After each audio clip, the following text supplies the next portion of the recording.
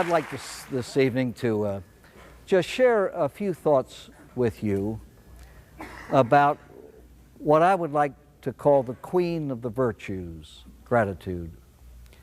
I know from AA friends that this is a subject that is discussed and felt and talked about and used as topic for discussion at meetings in AA, and has been so discussed from the beginning. There is, as perhaps you are well aware, a profound sense of gratitude in the hearts of practically all alcoholics. Gratitude itself is a virtue that stems automatically by its nature from the heart of a receiver, one who has received. And I think the deeper the need that has been fulfilled, the deeper the sense of gratitude. As you know, the alcoholic reaches a point in his life where he simply admits powerlessness. He says he's hopeless and he's helpless, and he goes to a power greater than himself and as much as says, you have what I want, you have what I do not have, please.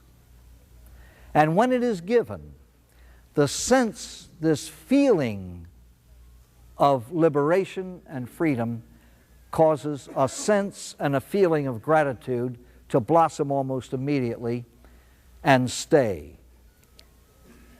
I believe that the beauty of gratitude, like the beauty of anything, can best be seen in the ugliness of its opposite. How do you tell someone how beautiful is the scent of a rose? You can contrast it with the stench of garbage. And I think that the beauty of gratitude can best be seen in the ugliness of ingratitude. Ladies and gentlemen, no one can stand an ingrate. Even little kids who fail to say thank you, there's something kind of repulsive about that. It may not be the child's fault. I think most of you who are parents constantly remind your children, say thank you, say thank you, say thank you. Gratitude is one of the most beautiful adornments of the human soul.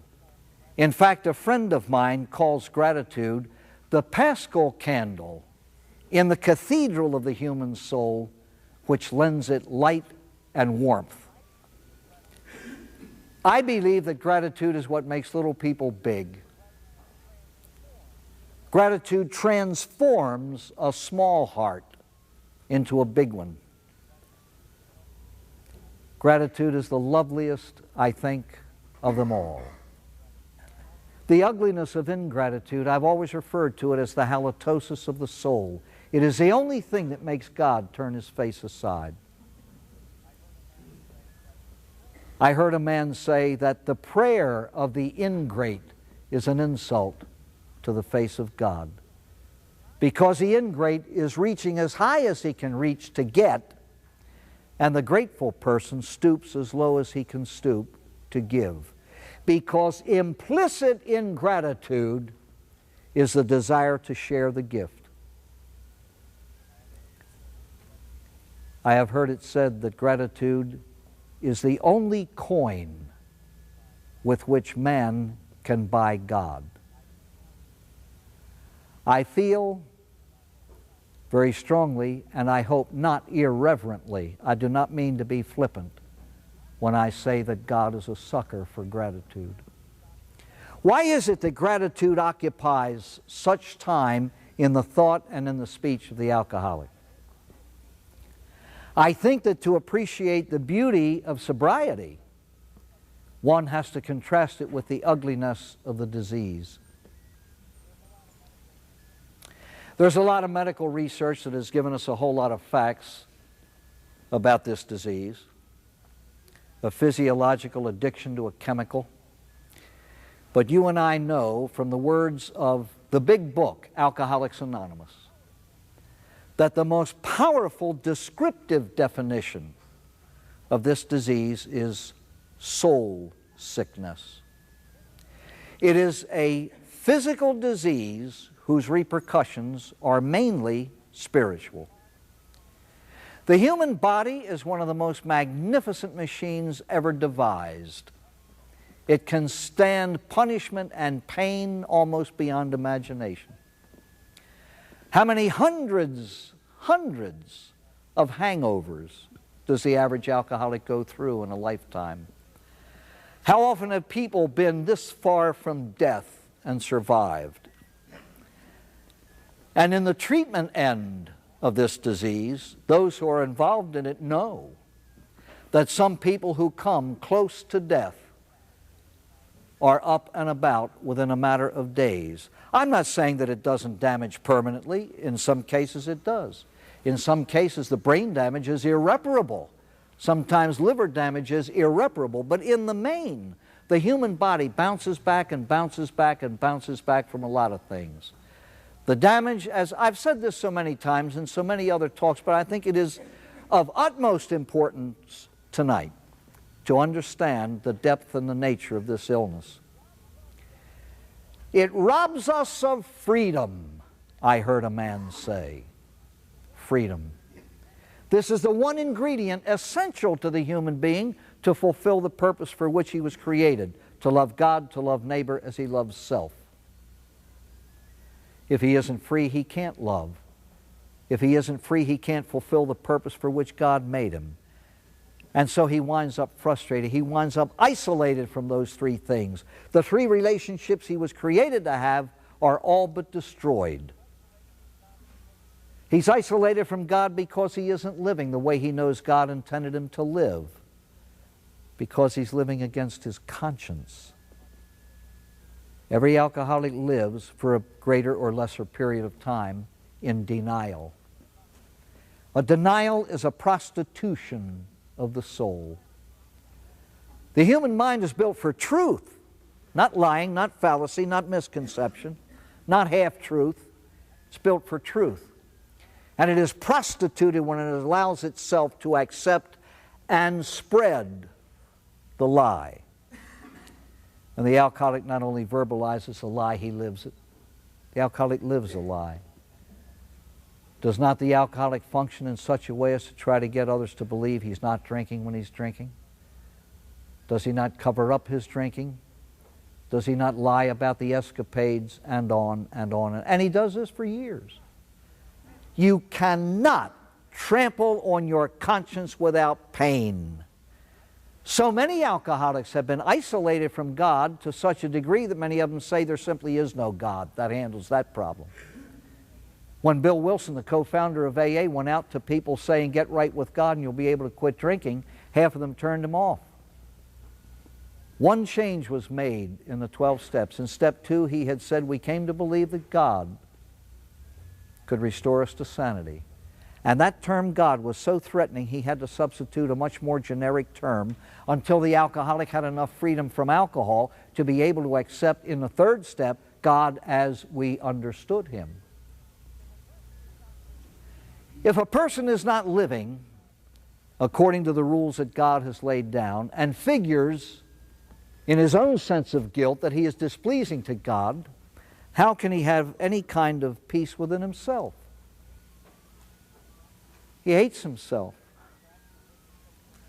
Perhaps you've heard me say so many times that the greatest blessing God can give an alcoholic is to enable him to look into a mirror and just experience a desire to vomit because he can't stand what he's looking at. By the way, I can take seriousness for so long, but I was just reminded of a wonderful Hal Roach story. He's Ireland's wonderful comic. He's talking about an Irishman who was walking home drunk one night with a pint in his pocket, and he fell. And when he got up and started to stagger home, he felt this trickle going down his leg, and he prayed, please, God, let it be just blood. And it was. And he got home, and the wife was snoring. She was asleep, and he snuck by her into the bathroom, and he took his clothes off, and he had a nick or two on his backside, and he was trying to see it, and he couldn't. Well, anyway, he reached for the Band-Aids, And when his job was done, back into bed he crept. And in the morning when he woke up, he pretended that he had gone to bed earlier than he had. And she was furious. She says, "You was drunk last night." "Ah, no, darling," he says, "I wasn't drunk at all." She said, "I knew you was drunk the minute I walked in the bathroom and saw the Band-Aids on the mirror."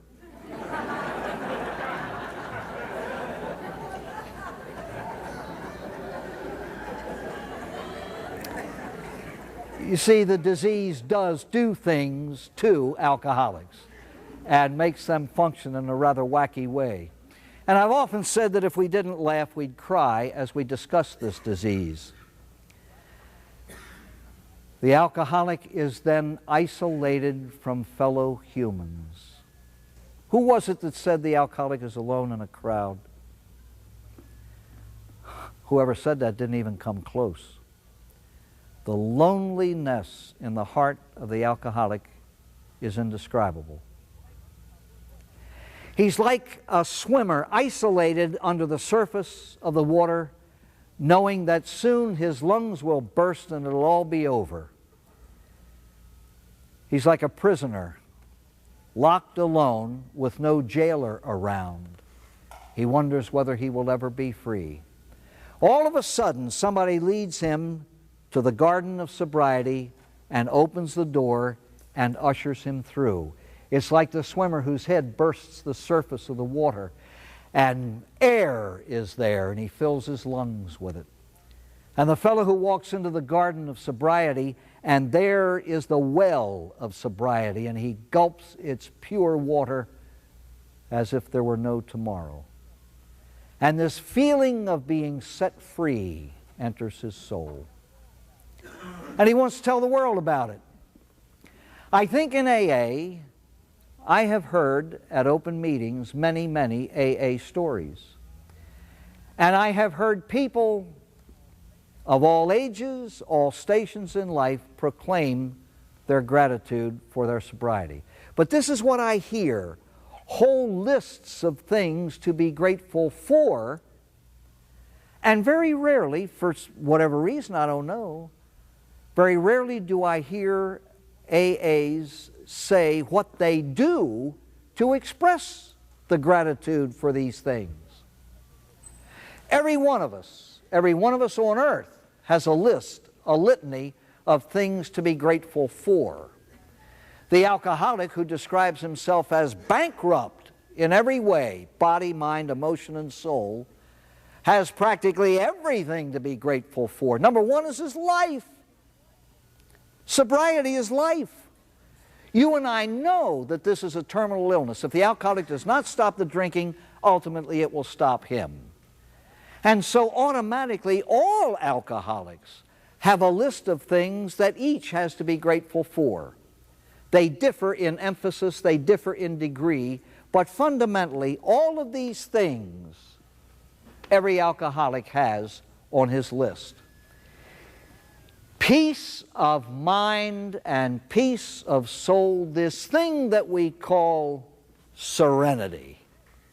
It now exists in the heart of the alcoholic in place of the confusion, the utter, complete confusion that had existed before.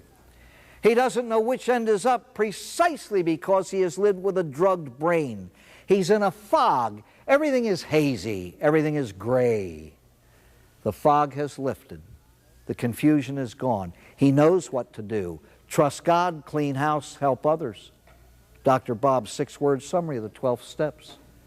He knows that if he is to stay alive and to be happy, he tries to live these 12 principles of rational behavior. And so the confusion is replaced with this wonderful sense of settling, serenity, and peace.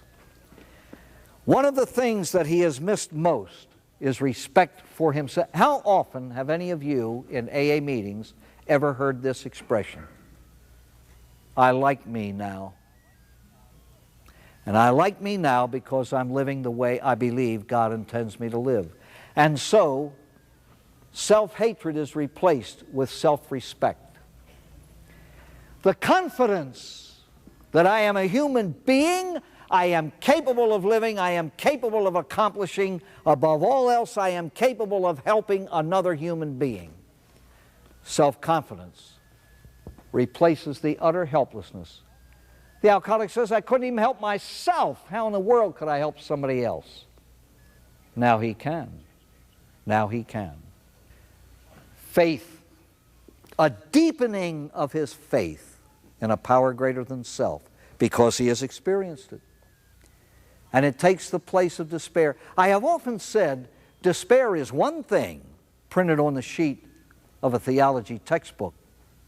It's another thing to experience it here.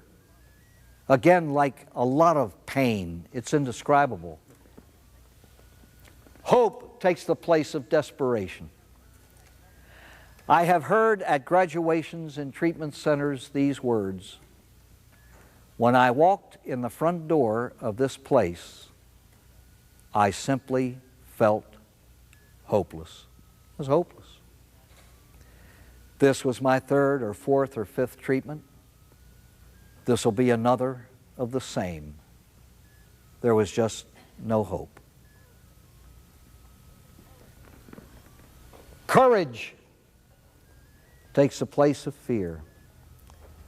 I've heard a man say, when I was drinking, I used to believe that people could smell my fear. I reeked of it.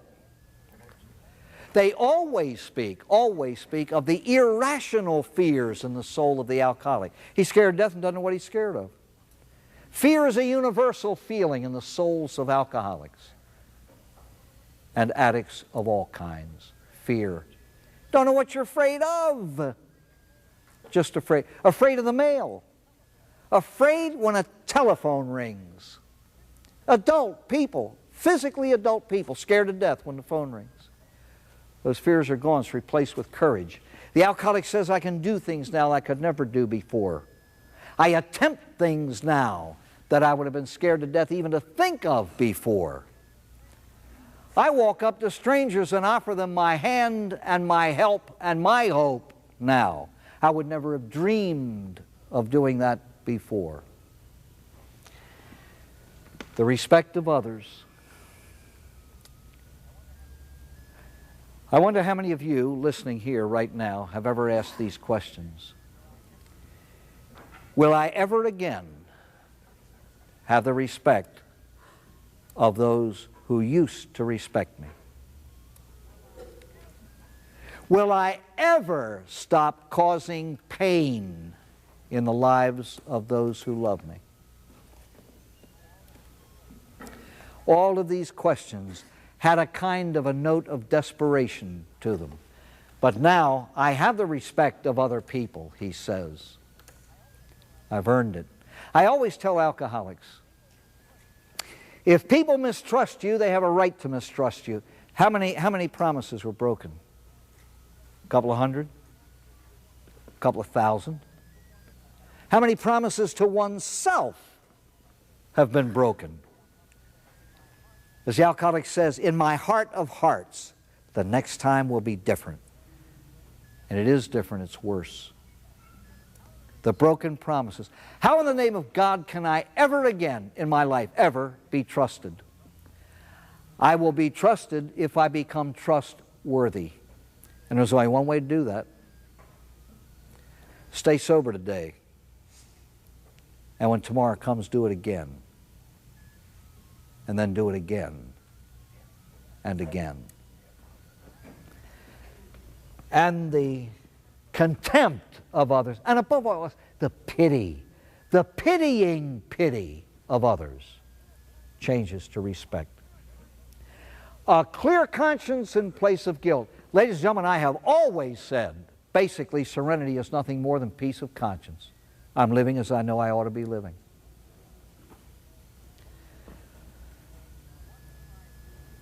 What will I do with all the hours I spent drinking? This is a question practically every alcoholic asks. God, I spend days in bars. I spend days in the loneliness of my room. So what will I do with all this time?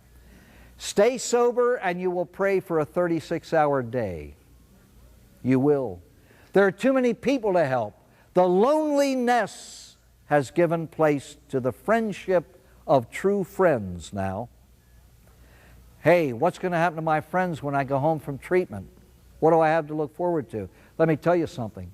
I've always said to those leaving treatment, your true friends will be grateful. You're no longer an embarrassment to them. You're no longer acting like a twerp when you get drunk. You're a pleasure to have around. They actually invite you to their homes. The rest will disappear because your sobriety will be an indictment of their drinking. What do you have to be grateful for? The courage to say no thanks when offered a drink. The courage even to say things that you wouldn't have been brave enough to say before. By the way, how do you ensure, if somebody keeps pressing you to drink, how can you ensure that after they ask you once, they will just not return? This way. Somebody comes up to you and says, would you care for a drink?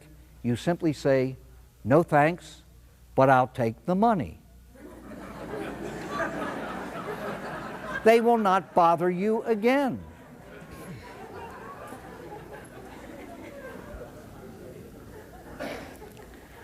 A very clear-cut pattern of living. It's laid out now. Practice these principles in all our affairs. It takes the place of the confusion that is created by all the philosophies that are pretty prevalent out there. The philosophies of permissiveness, and you can take your choice. No more choice. I know what the rules are now. There's no more confusion. Difficulty in living the good life? Oh yeah. Lots of difficulty, but it's clear. There's no more confusion. The joy of achievement. I have actually done something for somebody else. There's nothing on earth that takes place of that type of satisfaction. Satisfacere, to make enough, to fill yourself with this sense of completion, I have done something for another. That is the essence of fulfillment and happiness. Ladies and gentlemen, Bill Wilson started with step 12 in order to discover the first 11. You know what the 12th step is? Happiness and fulfillment is available only through commitment to others. You don't seek happiness for self. You seek to love your brother, and happiness and fulfillment result from that. And we discover that. Freedom from the obsession with alcohol. That is the gift. After the years of frustration and disappointment, which gives way to hostility and then anger and sometimes hatred on the part of family members, all other things being equal, is usually replaced ultimately with a deepening of the love from one's family. The biggest thing that most modern alcoholics have to be grateful for is the fact that they were born in this era. Born in the era of AA. There are certain cures for cancer that have not yet been discovered. We also live in that era. Someday there will be cures for certain illnesses that do not exist. The cures don't exist today. You and I live in the era of AA. How many hundreds of thousands of alcoholics are alive today because two men got together in 1935? I once heard an American author speak at a banquet, and he listed the names of brilliant American writers who died of alcoholism because they weren't lucky to be born later when AA was around. Let me now just, for a moment, share something from the life of Christ. You're all familiar with the cure of the 10 lepers. In the days of Christ, and up until modern times, lepers were isolated because they have a disease that is highly contagious. It's an ugly disease. It eats away at the external extremities of the human body. In his day, they were isolated in the hills. You know what was significant about their asking for help? They cried out from afar. They had been relegated to caves in the hills, and they had to yell to be heard, "Son of David, have mercy on us." And he said, what do you want? He made the mask. Made the mask. God wants to be asked. He wants the alcoholic to acknowledge, you have what I don't have. May I please have some? And so he said, what do you want? They said, what do you mean, what do we want? We want to be clean. He said, go show yourselves to the priests. All right, on the way they were made whole. Please listen to this. I think it's important about this virtue of gratitude. I cannot help but believe that all 10 felt grateful. You cannot have something like leprosy lifted from you without feeling something. I believe they all felt grateful. One acted. And the response of the giver was, weren't 10 made clean? Where are the other 9? And so, I remember once a man saying to me, he said, I was shocked almost out of my seat one night in an AA meeting when a fellow got up and he said, my name is so-and-so and I'm a grateful alcoholic. And he said, it struck me, I hadn't thought of gratitude for 3 weeks. And he said, it worried me half sick. I know we have to be grateful. A man I know defines gratitude as the hinge on which the sober life swings. It is the essential. Have you ever heard this? If you do this, you'll get drunk. If you do that, you get drunk. I've heard people threaten brand new alcoholics almost to death. Do that, you get drunk. Don't do this, you'll get drunk. So I know people who do it all and stay sober.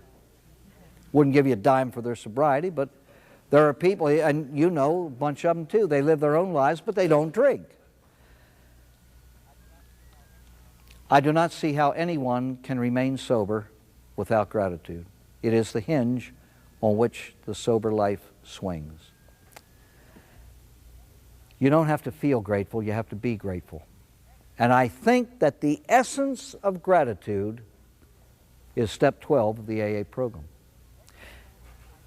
Ladies and gentlemen, I believe that the depth and the seriousness with which a person works the AA program depends directly on the depth and the seriousness with which he accepts his condition in step 1, in which he says, I am an alcoholic. All right? All the first 11 steps are nothing but a preparation for the 12th. No one gives away what he doesn't have. Now, the wording of the step, having had a spiritual awakening as the result of these steps, all of these steps have given the alcoholic a spiritual awakening as a preface to, we tried to carry the message to alcoholics and practice these principles in all our affairs. The first 11 steps are a preparation for doing what God created you to do, thou shalt love.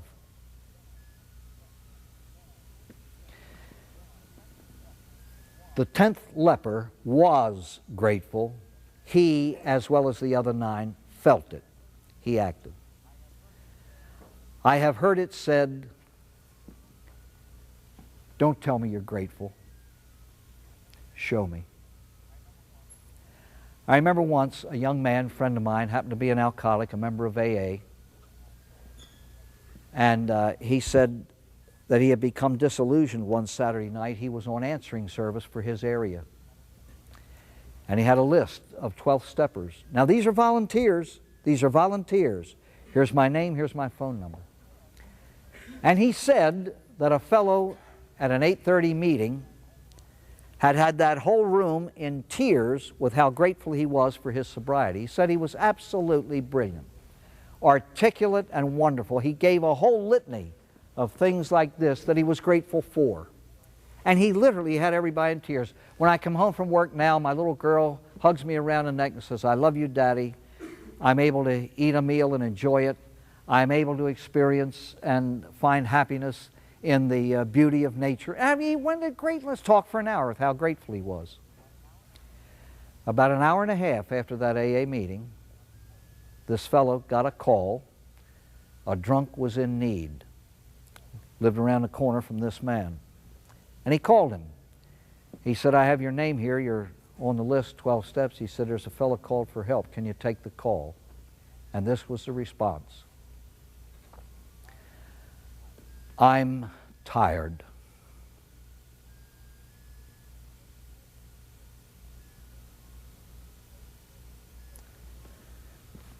Ladies and gentlemen, if you are grateful for anything, you won't have to tell me. I'll see it. I'll see it. The 12th step is called putting the money where the mouth is. Don't tell me, show me. The greatest thing that we should be grateful for, paradoxically enough, is God's gift of pain. Sounds weird, doesn't it? Who likes pain? You don't have to like it. You just have to be grateful for it. In my opinion, pain is the fertilizer for spiritual growth. We use horse manure on rose bushes. We use a lot of fertilizer of different kinds for different things. Pain is the fertilizer for human growth. How can we pray to God to remove our shortcomings and then gripe at the way He does? He always hands us painful circumstances of life in order to help us acquire these virtues that we're asking for to replace the defects of character. Somebody once said, how come every time I ask God for a blessing, it always comes to me wrapped up in a brickbat? Fellow said, I never knew they came any other way. Spiritual children thank God for the ice cream cones of life. Adults thank God for the pain that brought it. I once heard a woman say, I'm very, very grateful for my sobriety, but I cannot understand these people who say they're grateful for being alcoholics. How in the name of heavens can you be grateful for a disease? I don't think she understood the lesson that life teaches. I'm not criticizing her. She was very young in her sobriety, and I just feel certain that she must feel different now. Isn't it your alcoholism that has given you appreciation of sobriety? I always tell non-alcoholics, you really don't know what sobriety is. You've never lost it. You have nothing to contrast it with, really. You can imagine, but you really don't know. Pain is the most wasted resource on earth.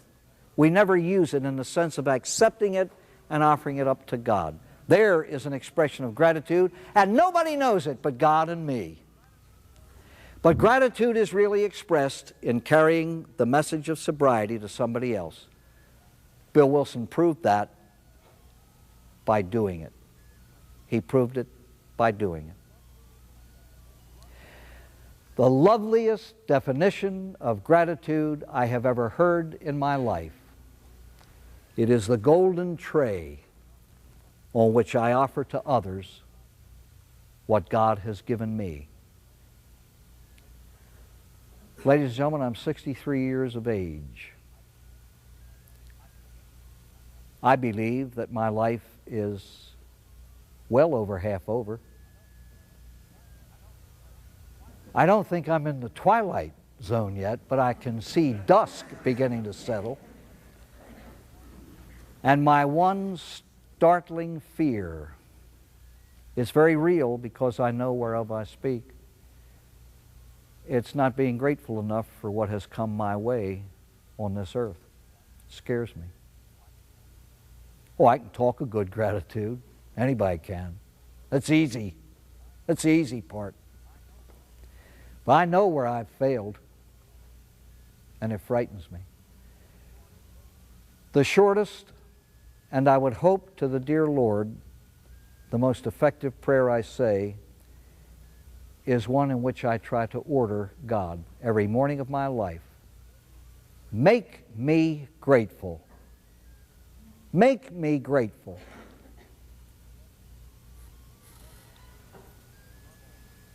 A lovely, realistic prayer. You've all heard it, I'm sure. Thank you for what you've given. Thank you for what you've taken away. Thank you for what you've left me. I think it takes greatness of soul to say that and mean it.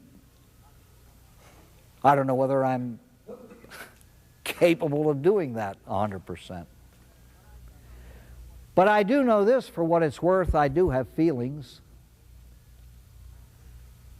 I am grateful for many things, a lot of this, but above all else, for you.